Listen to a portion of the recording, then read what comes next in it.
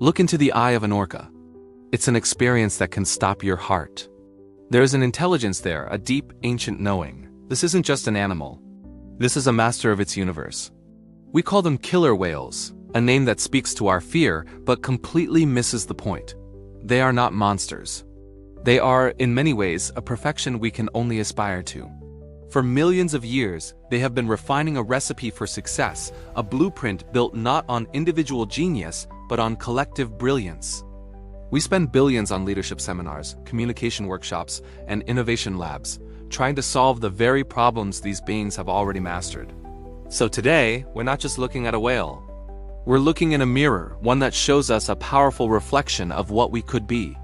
Let's dive deep into the world of the orca and see what they have to teach us.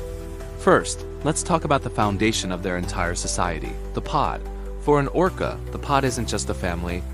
It's an extension of its own body, a single cohesive organism moving through the deep.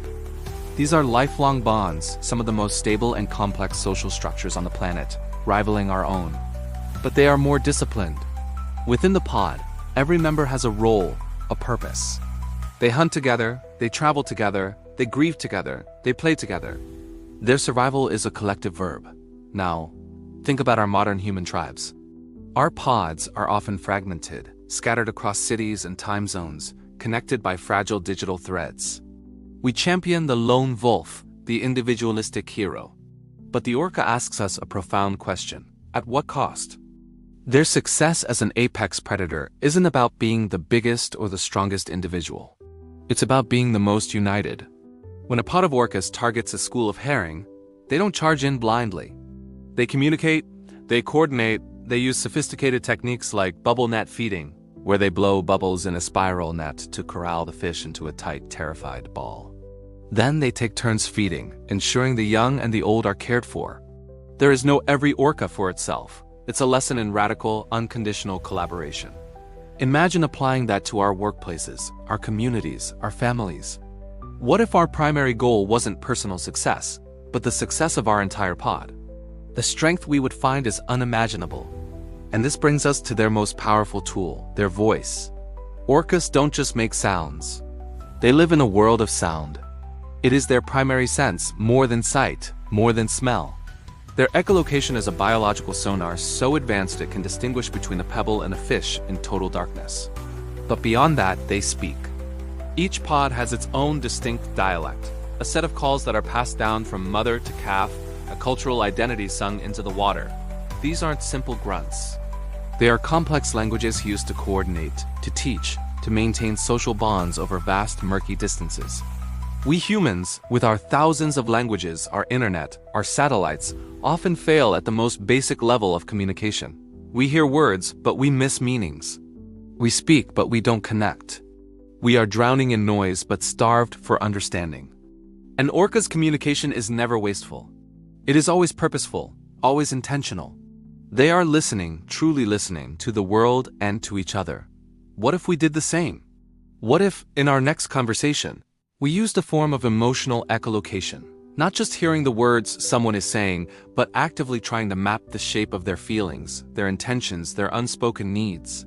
The orca shows us that true communication isn't about broadcasting. It's about connecting. In the silence between their clicks, they are building a shared reality. We could learn to do the same. But a brilliant mind and a strong community are useless without the ability to adapt. And here, the orca is a grandmaster of innovation. They are the ocean's ultimate problem solvers. Off the coast of Argentina, a pod learned how to hunt sea lions on the beach.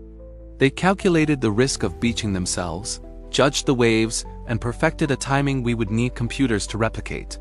In the Antarctic, they worked together to create waves to wash seals off ice floes. They didn't just use their power, they used physics. They used the environment itself as a tool. They don't have a rigid, single way of doing things. Their culture is their curriculum. A pod in the Pacific might eat salmon, while a pod in the Norwegian fjords has learned to work together to hunt herring, and another near Alaska has figured out how to take down a massive blue whale through coordinated, relentless teamwork. They observe, they learn, they experiment, and they pass that knowledge on. They are lifelong students of their own world. We humans, for all our technology, often get stuck in our ways. We cling to outdated methods. We fear failure. We resist change until we are forced into it. The orca embraces change as the only constant. When their food source declines, they don't just starve. They adapt their strategy. They innovate. In a world that is changing at a breathtaking pace, this trait is no longer just advantageous. It is essential for our survival. The orca's lesson is clear. Be fluid, be curious, be brave enough to try a new way, even if it means temporarily leaving the safety of the familiar shore. Now, with all this power, this intelligence, this social cohesion, the orca holds a position of immense responsibility. They are the apex predators, the guardians of the oceanic balance.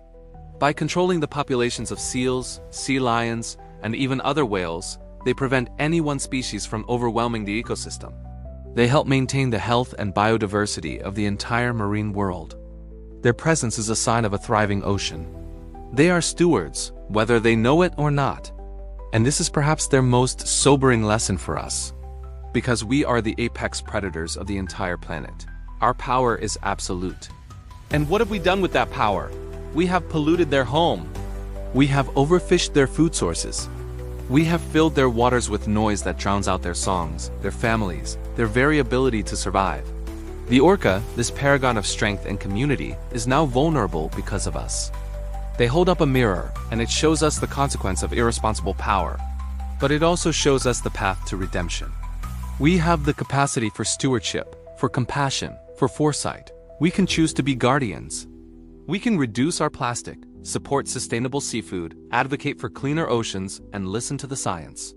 We can choose to be the wise, benevolent apex predator the Earth needs, learning from the orca that true strength is not demonstrated by domination, but by the ability to protect and nurture the world you rule. And finally, we must talk about time. An orca matriarch can live for 80, even 90 years. She isn't just an old whale. She is a living library. She carries the memory of hunting grounds that have shifted over decades, the knowledge of survival through past famines, the social wisdom to mediate conflicts within the pod. Her survival directly increases the survival chances of her entire family, especially her sons. She is the ultimate mentor. In our modern, fast-paced human world, we often make the tragic error of sidelining our elders, of treating their knowledge as obsolete. We are obsessed with the new, the young, the disruptive. But the orca reminds us of the profound value of wisdom.